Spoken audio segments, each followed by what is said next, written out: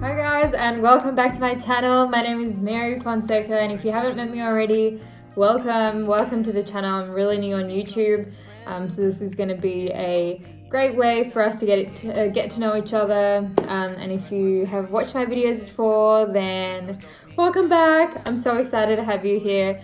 Today's video is going to be a little bit different. And I guess it's a little bit of everything because I kind of want to run you through I guess what I do in a day. So I recently moved out of home. I am living by myself. I live in Melbourne, Australia, and I moved into the city. An apartment tour will be coming up for sure. Today's video is going to be on, I guess, how to stay productive in self-isolation. I know everyone is at home, and I get so many people telling me that, you know, it's hard to find motivation. And yes, it is hard to find motivation, especially when we are at home. And for me personally, I don't really have anyone around this house. Like, I live by myself, so you know, it can be easily I guess distracting for me, but I think, you know, a couple of tips that I do to stay productive is really what helps me stay motivated, because at the end of the day, you're not going to be motivated every day. That's just, you know, a fact. What really helps is having like a set of, you know, disciplines or something like that, or a set of rituals that you do every day that actually helps you stay motivated and stay productive. So I'm just going to run through a few of my things. It might work for you, might not work for you, and that's okay. Show you what I do in a day as well in this video. Alright, so tip number one is to wake up early. And guys, I know what you're thinking, because I used to struggle so much with this. I think when I was going to uni, I used to wake up at least 9 or 10 a.m. and yeah, it would be completely fine. I would make all my classes like after 12 p.m. or 12 p.m. starting.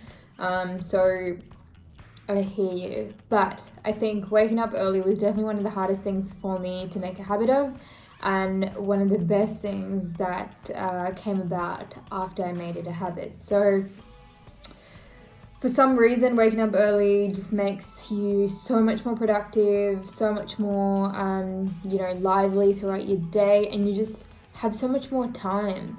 Like, if you wake up at 9 a.m., trust me, you're not going to start your day at least until midday, and you've already wasted so much of your time. But I personally wake up at 6 a.m., and, you know, I have 2 hours to myself every single morning without fail. If I do not have this time to myself, I'm a grumpy gal, and you do not want to have me as a grumpy gal. So yeah, it's like the best time for me to get up. When I was working full time, I used to wake up at 5 a.m. or 5:30, but I think 5 a.m. was usual, and then eventually it became 6. But I think the 5 a.m. wake up worked well when I was working full time, because I'd have to be in the office by a specific time. So for me, having the 2 hours was still so key that I still had to have it, but I had to make it a little bit earlier because I had to be somewhere else.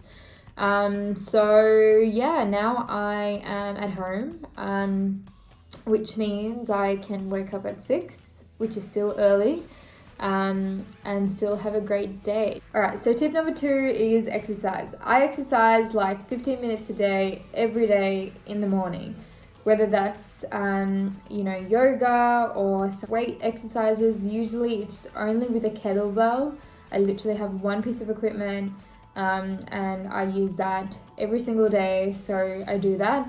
Or I'll go for a walk in the afternoon. But waking up and exercising is a great way to actually fire up your neurons in your brain and actually produce dopamine, which makes you feel good in the morning, and it makes you feel strong and great to have a great day. So if I don't exercise, I feel a lot more lethargic during my day, and I feel like I'm not performing at my best. Number 3 is get your phone out of the way. Guys, social media and your phone are the biggest killers of your goals and your dreams, okay? You can Pinterest post that, you can Instagram quote that. I don't even know if it's out there, but I'm copywriting that because it is actually so true. Like, if I I've literally done this where I have tried to time myself on the activities that I do just to see if I'm actually being productive or if I'm just thinking I'm being productive. You know, you get lost in the scrolling, and all these apps are designed to actually make you scroll. Like, look at TikTok, look at Facebook, look at Instagram. Like, everything is just designed for you to keep scrolling because their goal is to keep you as long as they can on the app, which is great because we all love these platforms. I love all the social platforms. But when you're working, not so much, okay? It's definitely a killer of your dreams. So for me, yeah, I realized that for, 30 minutes or 45 minutes, I was scrolling on Instagram, and I'm like, what? Like, what did I do? I don't even know. I don't even remember. And I guess for me, I follow a lot of inspirational people on Instagram as well, so I do love seeing their posts. But yeah, definitely a killer of your dreams. So tip number 4, I touched on this earlier, is to take 2 hours to yourself in the morning. Girls, is super, super important, especially for you. I always feel like if I just wake up and go to work, or if I just wake up and go somewhere, I'm always like catching up to something, or I always feel like I haven't given myself enough time before I'm actually investing in somebody else. And the other important thing is to never look at your phone for at least 30 minutes as soon as you wake up. So your brain is the most influential in the morning. There's, different brain waves and things like that. But when you look at your phone, you actually automatically go into other people's problems and other people's worlds, and you don't want that. So you really want to be taking that time chunk to yourself. So obviously over time, that 2 hours could condense, could expand depending on, I guess, your day. But for me, I would say at least 2 hours. Right, so the last tip is to focus on one thing. I've caught myself doing this so many times where I would be doing something and then I'd remember something and I'd open another tab and I'd be like, yes, I got to do this. And then I've completely left the other thing on a different tab and I'm like, what was I going to do? So I think the biggest thing that I've realized, like a to-do list. I hate to-do lists, by the way.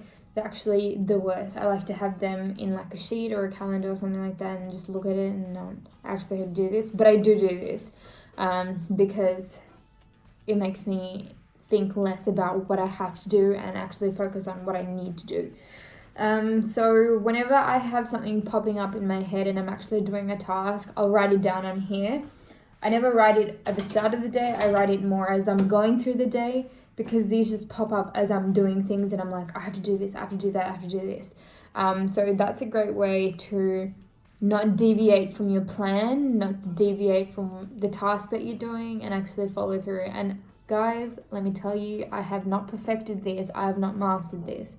Okay, it is like a win-lose situation where I am constantly having to focus on one thing, but that's definitely one of the best ways to do it. So every time I do this, and I actually close all my tabs and I just have like the one or like the other thing that I need to do, and like I have 2 screens, and I just focus on that, then I get it done. But if I have like a gazillion tabs open, like say I've got 20 tabs open, then I've got another web browser with like another 10 tabs, like my mind is just jumbled. So basically, like, think about how your room, if your room is completely messy, you're not going to want to even think clearly. So it's the same with your laptop. Like, if your laptop is messy in, the form of tabs, you're not going to be able to think clearly. So that's a huge productivity hack. But in this video, you can kind of see what I do in a day. If you haven't already, I have launched a self-help expert guide where I run you through on how to get healthy, how to get fit during isolation, and how to maintain a positive attitude, and a lot more information as well. So there's a lot of cool stuff on there. I've worked extremely hard at it. I will leave the link down below.